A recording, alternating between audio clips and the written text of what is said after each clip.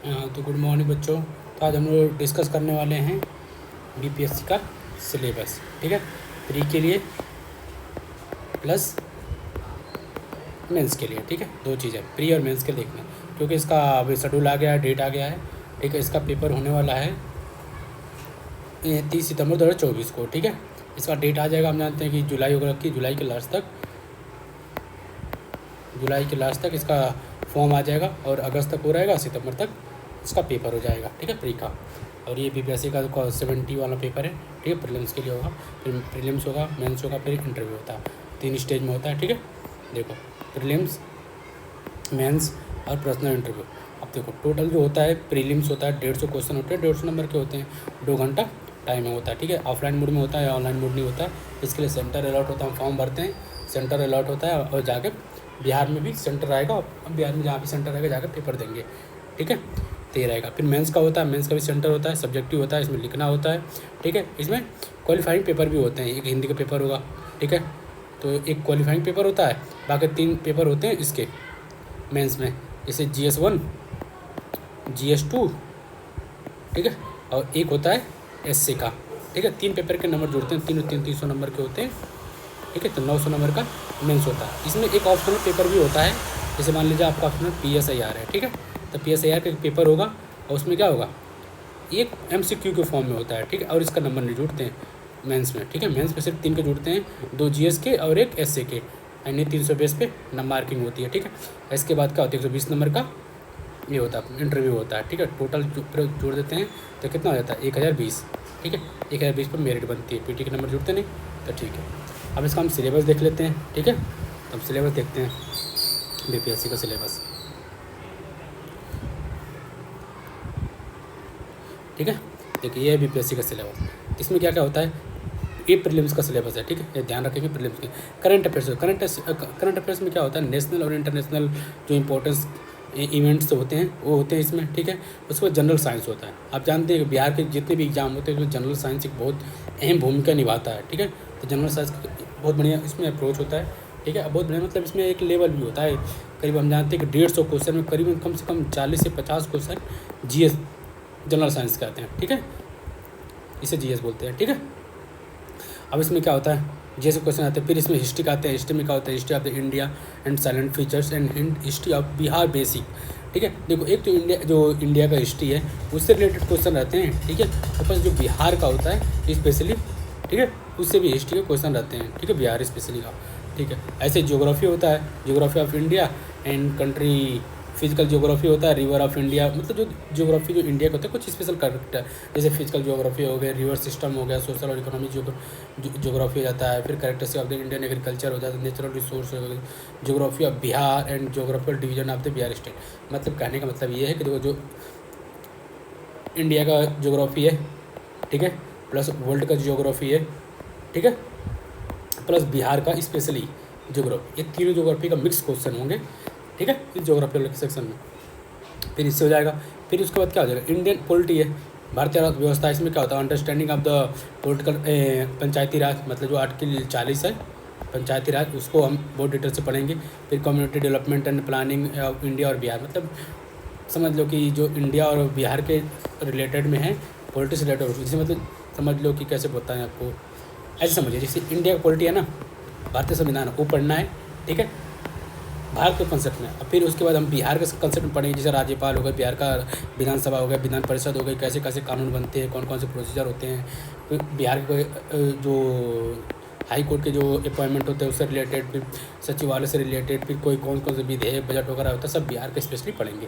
ठीक है, तो इसमें जाता है। ठीक है, इंडियन पॉलिटी में। फिर का इंडियन इकोनॉमी, ऐसे इकोनॉमी हो जाएगा। फिर पहले हम पूरा इंडिया की इकोनॉमी पढ़ेंगे, फिर बिहार की इकोनॉमी पढ़ लेंगे। मतलब देखो जैसे एक तो सेंट्रल बजट भी देख लेंगे।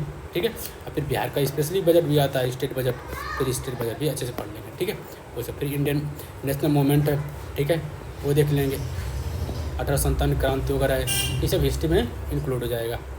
ठीक है, फिर इससे कुछ क्वेश्चन का रहेगा, जनरल का मेंटल एबिलिटी से कुछ क्वेश्चन आएगा। मतलब समझ लो कुछ क्वेश्चन 5 से, मतलब समझ लो 8 से 10 क्वेश्चन मैथ सेक्शन के होते हैं, जो जनरल एबिलिटी क्वेश्चन होते हैं। ये हम जानते हैं, जहाँ तक यूपीएससी का नोटिफिकेशन है कि 9th लेके 10th का लेवल होता है, ठीक है, 10th क्लास का लेवल होता है जनरल एबिलिटी का, ठीक है, उससे क्वेश्चन होते हैं। तो ये हमारा प्रीलिम्स के सिलेबस हो गए, ठीक है, इसे बोलते हैं पीटी, प्रीलिम्स टेस्ट, ठीक है। अब ऐसे मेंस का टेस्ट है, मेंस का टेस्ट बताते हैं, इसमें 3 पेपर होंगे, ठीक है, GS1, GS2 और एक पेपर होता है एसए का। इन 3 के नंबर जुड़ेंगे, ठीक है, 300 के नंबर होंगे सारे, ठीक है। तो इन 3 के नंबर जुड़ेंगे, लेकिन पेपर और भी होते हैं। एक पेपर तुम्हारा ऑप्शनल का होगा, ठीक है, MCQ में। एक पेपर तुम्हारा हिंदी का होगा, ठीक है।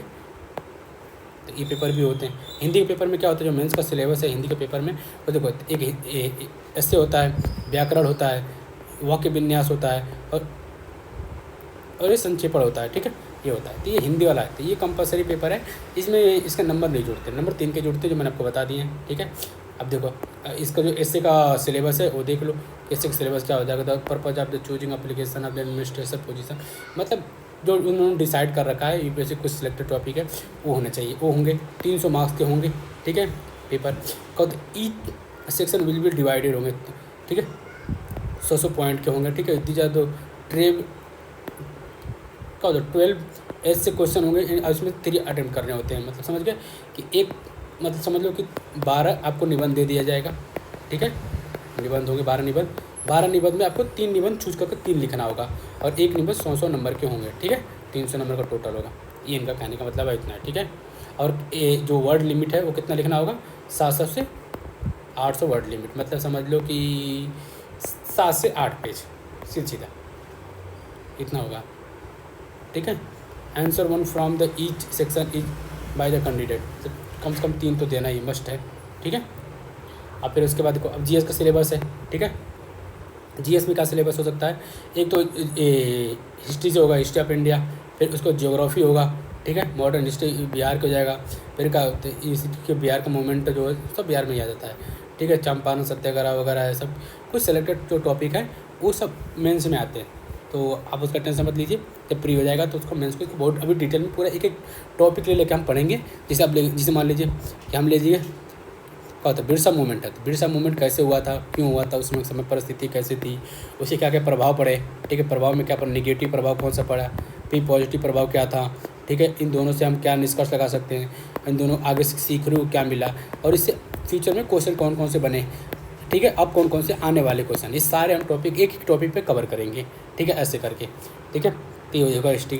तो ये हमारा देखो हिस्ट्री का पूरा ना, देखो जो GS1 है इसमें हिस्ट्री से रिलेटेड क्वेश्चन रहेंगे, ठीक है। अब GS2 में 2 का पेपर है, इसमें क्या रहेगा, पॉलिटी रहेगा, इकोनॉमी रहेगा, जियोग्राफी रहेगा, इसमें 3 पेपर हैं, ठीक है, GS2 में, तो 3 टॉपिक्स आएगा क्वेश्चन, ठीक है। उसके बाद जो ऑप्शनल सब्जेक्ट है, आप ऑप्शनल में देखो यहाँ पे 34 सब्जेक्ट अवेलेबल हैं, 34 सब्जेक्ट में आप कोई भी ऑप्शनल एक चूज कर सकते हैं जो MCQ के फॉर्म में होगा, ठीक है। आप ऑप्शनल सब्जेक्ट देख लीजिए, एग्रीकल्चर, एंथ्रोपोलॉजी, एनिमल एंड ये सब है, बॉटनी वगैरह, केमिस्ट्री वगैरह सब ये सब है, सिविल सर्विस है, इकोनॉमिक्स है, ठीक है, PSIR वगैरह है, सोशोलॉजी है, इंटरनेशनल PSIR है, फिजिक्स हो गया, फिर से का फिलोसफी हो जाएगा, ये सब मतलब इतने सब्जेक्ट हैं।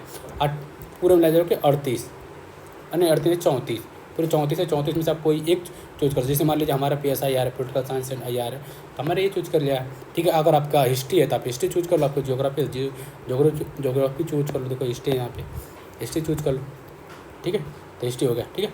ये हो गया पूरा डिटेल में आंसर। अगर आप इसको ओवरऑल देखना चाहते हैं तो एक बार मैं आपको ऐसे दिखा देता हूँ।